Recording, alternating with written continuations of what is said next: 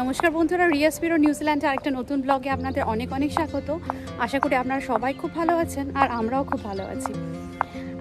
আমাকে অনেকে এই কোয়েশ্চেনটা করে থাকে যে নিউজিল্যান্ডে তো আসছে দিদি, কিন্তু এখানকার বাড়িতে রেন্টাল প্রাইস কীরকম হয়।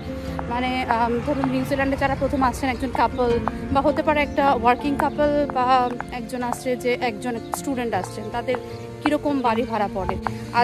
এইটা নিয়েই আজকের ভিডিওটা হতে চলেছে। তো আমার পাশে যেগুলো বাড়িগুলো দেখছি সেগুলো হলো আমাদের লোকাল এরিয়া, মানে আমার বাড়ির আশেপাশের বাড়িগুলো।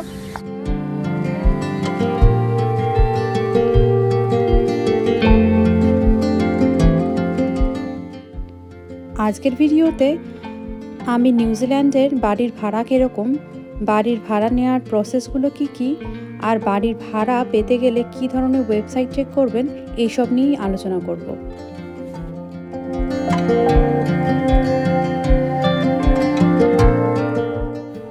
নিউজিল্যান্ডে যারা প্রথম আসে তারা তো এসেই বাড়ি কিনে ফেলে না, আর বাড়ি কিনতে গেলেও নিউজিল্যান্ডে পার্মানেন্ট রেসিডেন্ট হতে হয়।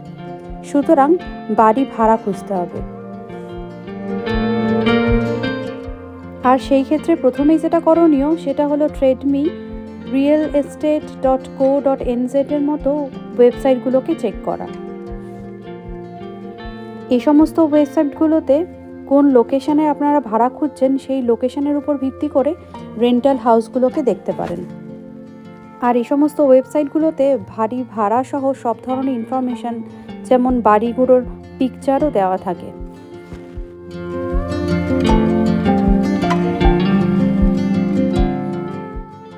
এবার এরপরে যদি কোনো বাড়ির লোকেশন, ভাড়া আর বাড়ির ছবি দেখে আপনাদের খুব পছন্দ হয়, এর পরের স্টেপ হলো ভিউইং। ভিউইং মানে হলো এই রেন্টাল প্রপার্টির এজেন্টরা উইকেন্ডে কয়েক ঘন্টার জন্য এই বাড়িগুলোকে খুলে দেন, যাতে যারা এই বাড়িগুলোকে ভাড়া নিতে চান তারা যেন বাড়িটাকে ভালো মতো দেখে নিতে পারেন।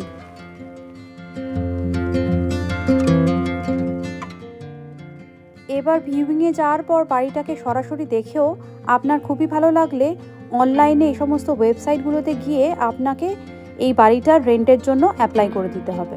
আর এখানেই আপনার কাজ শেষ আর রেন্টাল প্রপার্টির এজেন্টের কাজ শুরু।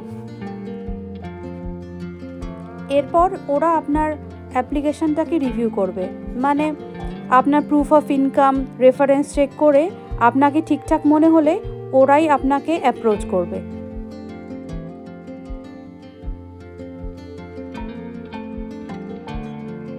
আর সর্বশেষ ধাপটা হলো টেনান্সি এগ্রিমেন্ট সাইন, মানে সব কিছু ঠিকঠাক মতো হয়ে গেলে আপনাকে টেনান্সি এগ্রিমেন্টে সাইন করতে হবে।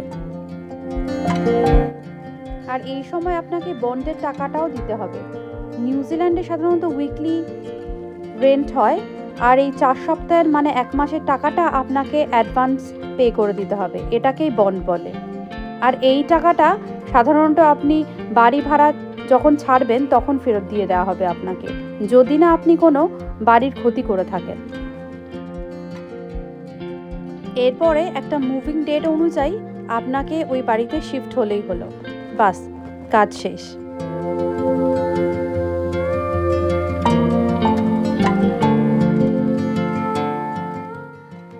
এখন আমাকে অনেকেই প্রশ্ন করেন যে দিদি, নিউজিল্যান্ডে বাড়ি ভাড়া কীরকম।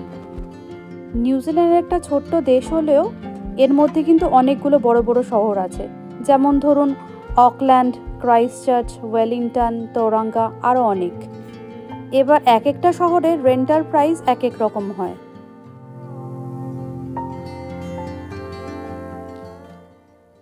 নিউজিল্যান্ডের যেহেতু বেশিরভাগ মানুষ, মানে 3 ভাগের 1 ভাগ জনসংখ্যাই অকল্যান্ডে, চলুন আগে তাহলে অকল্যান্ডের রেন্টাল হাউস প্রাইস নিয়ে আলোচনা করি।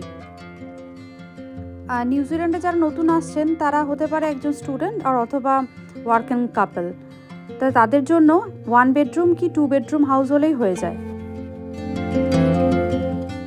সাধারণত স্টুডেন্ট অ্যাকোমোডেশন আর অ্যাপার্টমেন্টগুলোতেই 1 বেডরুমের বাড়ি পাওয়া যেতে পারে। আর এই স্টুডেন্ট অ্যাপার্টমেন্ট আর ভাড়া মোটামুটি উইকলি $250 থেকে $300 মতো হয়। আর এর মধ্যে আরেকটি ইম্পর্টেন্ট কথা হলো, নিউজিল্যান্ডে কিন্তু ফ্ল্যাটিংয়েরও খুবই চল। মানে ধরুন 3-4 জন মিলে একটা 3 বেডরুমে বাড়ি নিয়ে থাকলেন, সেখানে 3 বেডরুমের যে বাড়ির রেন্ট ধরুন $800 হলো, সেটা 3 জনের মধ্যে ভাগ হয়ে গেল। তাতে এক একজনের উইকলি ভাড়া পড়ছে $265 মতো।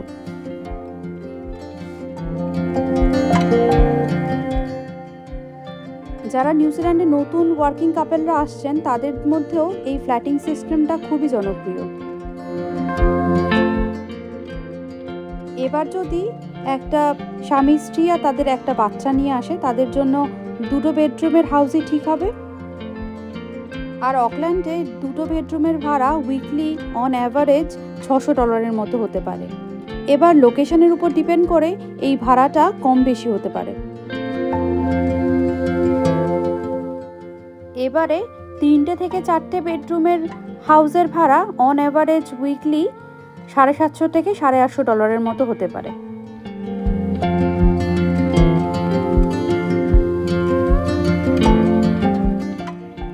এবার বাইরে থেকে যে সমস্ত মানুষেরা আসে তারা প্রধানত অকল্যান্ড, ওয়েলিংটন, তোরাঙ্গা, ক্রাইস্টচার্চ এই সমস্ত সিটিগুলোতেই আসে।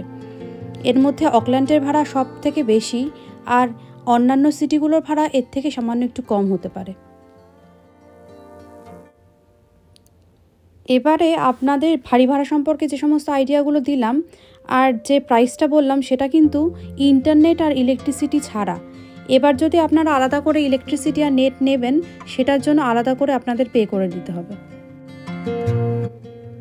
আবার কোনো কোনো ক্ষেত্রে ওয়াটার বিলটা এই রেন্টাল প্রাইসের সাথে ইনক্লুডেড থাকে, আর কোনো ক্ষেত্রে নাও থাকতে পারে। কিন্তু ওয়াটার বিল তো আর বেশি হয় না, সপ্তাহে $15-20 মতো, সেটা আলাদা হলেও আপনাদের আলাদা করে পে করতে হবে। নিউজিল্যান্ডে যারা আসছেন তাদের যদি বাচ্চা থাকে, তারা অবশ্যই স্কুল জোনটা চেক করে নেবেন। কারণ নিউজিল্যান্ডে আপনি যে এলাকায় ভাড়া থাকেন বা যে এলাকায় আপনার বাড়ি আছে, তাই সেই এলাকার মধ্যেই আপনি স্কুলে বাচ্চাদের পড়াতে পারবেন। তার বাইরে বাচ্চাদের ভর্তি করা খুবই মুশকিল। সেই জন্য রেন্টাল হাউস নেওয়ার আগে অবশ্যই স্কুল জোনটা চেক করে নেবেন।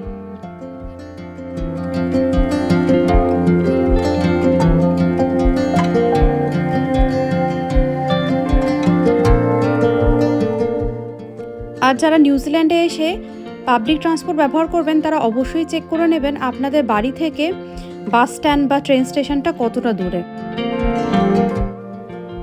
আমি রেকমেন্ড করব বাড়ির থেকে 5 থেকে 7 মিনিট দূরত্বে পাবলিক ট্রান্সপোর্ট, যেমন ট্রেন স্টেশন, বাস স্ট্যান্ডের দূরত্ব হয়, তাহলে হাঁটা পথে খুব সহজেই আপনারা পাবলিক ট্রান্সপোর্ট অ্যাক্সেস করতে পারবেন।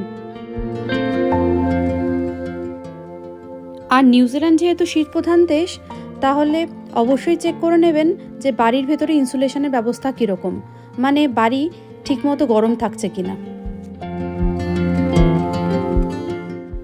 তাহলে বন্ধুরা, আমার ছোট্ট ভিডিওটা আশা করি খুবই কাজে লাগবে যারা নিউজিল্যান্ডে আসছেন বা বাড়ি ভাড়া খুঁজছেন তাদের জন্য। আমার আজকের ভিডিওটা আমি তাহলে এখানেই শেষ করছি। আমার ভিডিওটা যদি আপনাদের ভালো লেগে থাকে তাহলে লাইক, শেয়ার আর সাবস্ক্রাইব করতে ভুলবেন না। আর আরও এরকমই ভিডিও পেতে চোখ রাখুন আমার চ্যানেল রিয়াস মিরর নিউজিল্যান্ডে।